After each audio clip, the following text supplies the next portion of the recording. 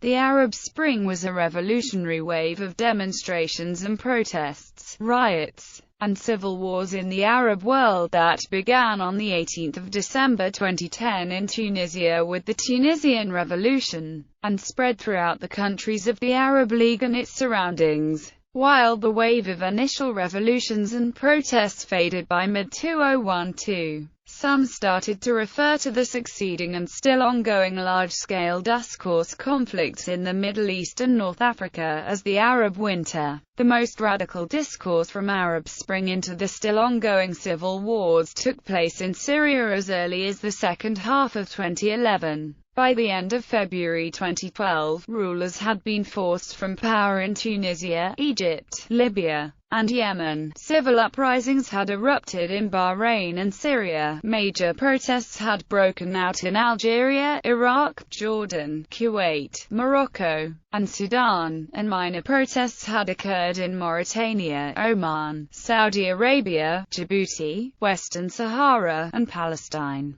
Weapons and Tuareg fighters returning from the Libyan civil war stoked a simmering conflict in Mali which has been described as fallout from the Arab Spring in North Africa. The protests shared some techniques of civil resistance in sustained campaigns involving strikes, demonstrations, marches, and rallies, as well as the effective use of social media to organize, communicate, and raise awareness in the face of state attempts at repression and internet censorship, most notably used by the youth members of the Arab population. Many Arab Spring demonstrations were met with violent responses from authorities, as well as from pro-government militias and counter-demonstrators. These attacks were answered with violence from protesters in some cases. A major slogan of the demonstrators in the Arab world is Ashar B Eurodiscutanism. Some observers have drawn comparisons between the Arab Spring movements and the revolutions of 1989 that swept through Eastern Europe and the Second World, in terms of their scale and significance. Others, however, have pointed out that there are several key differences between the movements, such as the desired outcomes, the effectiveness of civil resistance, and the organizational role of internet-based technologies in the Arab revolutions. Etymology. The term Arab Spring is an allusion to the revolutions of 1848, which is sometimes referred to as the Springtime of Nations,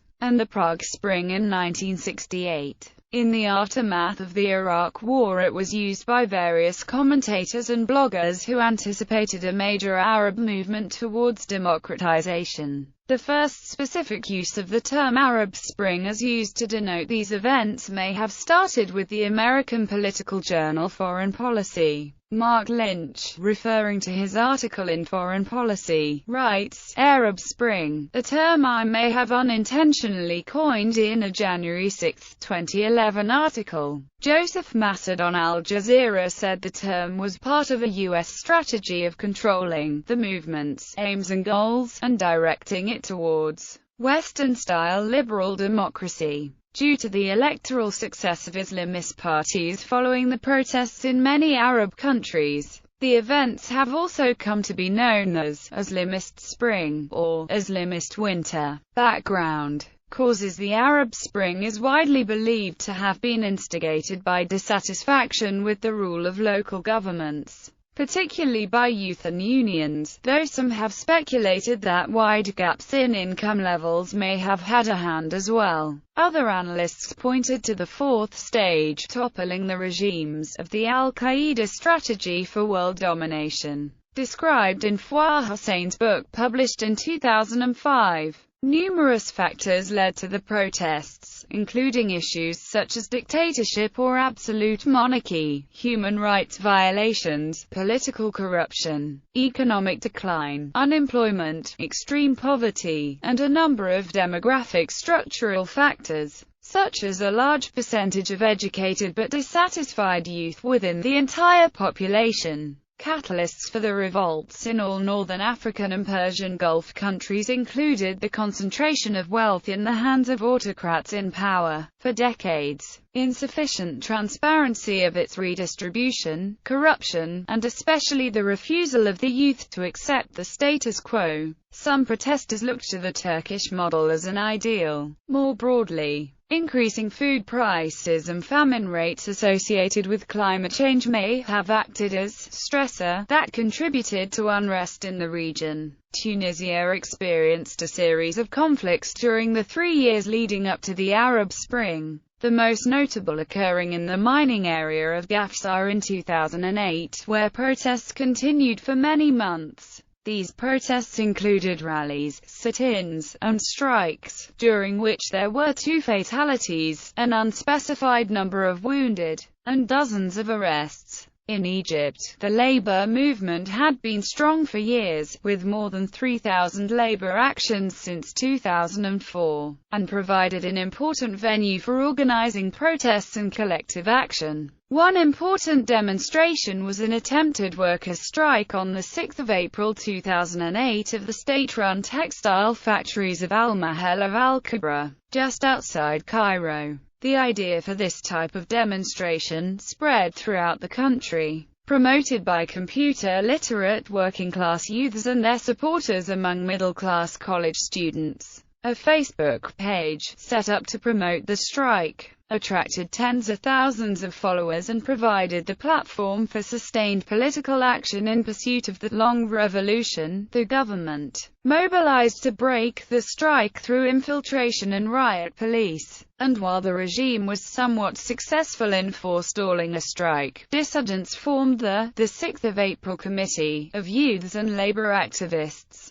which became one of the major forces calling for the anti-Mubarak demonstration on 25 January in Tahrir Square. In Algeria, discontent had been building for years over a number of issues. In February 2008, United States Ambassador Robert Ford wrote in a leaked diplomatic cable that Algeria is unhappy with long-standing political alienation, that social discontent persisted throughout the country, with food strikes occurring almost every week, that there were demonstrations every day somewhere in the country, and that the Algerian government was corrupt and fragile. Some claimed that during 2010 there were as many as 9,700 riots and unrests throughout the country. Many protests focused on issues such as education and healthcare, while others cited rampant corruption. In Western Sahara, the GDEIM Izik protest camp was erected 12 kilometers southeast of Ouaouen by a group of young Sahrawis on 9 October 2010. Their intention was to demonstrate against labor discrimination, unemployment, looting of resources, and human rights abuses.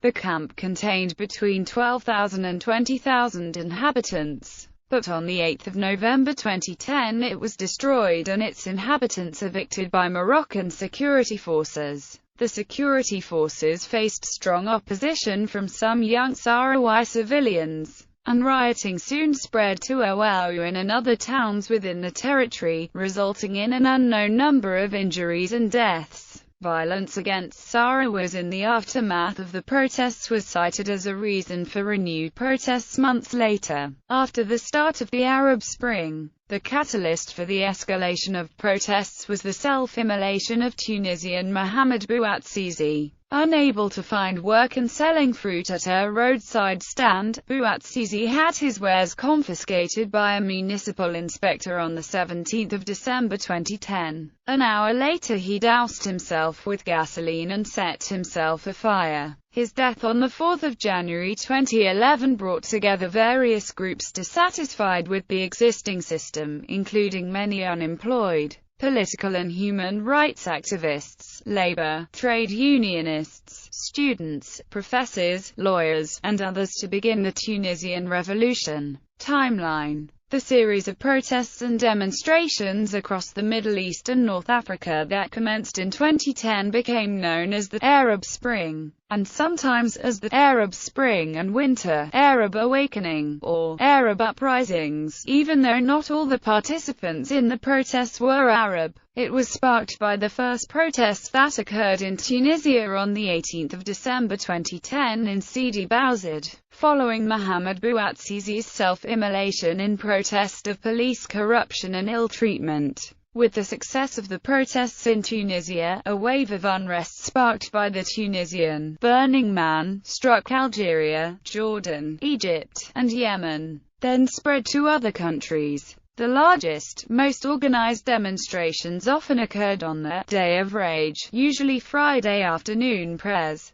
The protests also triggered similar unrest outside the region. As of September 2012, update, governments had been overthrown in 4 countries. Tunisian President Zine El Abidine Ben Ali fled to Saudi Arabia on 14 January 2011 following the Tunisian Revolution protests. In Egypt, President Hosni Mubarak resigned on the 11th of February 2011 after 18 days of massive protests, ending his 30-year presidency. The Libyan leader Muammar Gaddafi was overthrown on 23 August 2011, after the National Transitional Council took control of Bab al-Azizia. He was killed on 20 October 2011, in his hometown of Sirte after the NTC took control of the city. Yemeni President Ali Abdullah Saleh signed the GCC power transfer deal in which a presidential election was held, resulting in his successor Abd al-Rabb Mansur al-Hadi formally replacing him as the President of Yemen on 27 February 2012, in exchange for immunity from prosecution. During this period of regional unrest, several leaders announced their intentions to step down at the end of their current terms. Sudanese President Omar al-Bashir announced that he would not seek re-election in 2015, as did Iraqi Prime Minister Nouri al-Maliki, whose term was ending in 2014, although there were violent demonstrations demanding his immediate resignation in 2011. Protests in Jordan also caused the sacking of 4 successive governments by King Abdullah. The popular unrest in Kuwait also resulted in resignation of Prime Minister Nasser Mohammed al-Ahmed al-Sabah cabinet. The geopolitical implications of the protests drew global attention. Some protesters were nominated for the 2011 Nobel Peace Prize. Tawakkul Karman from Yemen was co-recipient of the 2011 Nobel Peace Prize due to her role organizing peaceful protests. In December 2011, Time magazine named the protester its Person of the Year. Another award was noted when the Spanish photographer Samuel Aranda won the 2011 World Press Photo Award for his image of a Yemeni woman holding an injured family member, taken during the civil uprising in Yemen on 15 October 2011.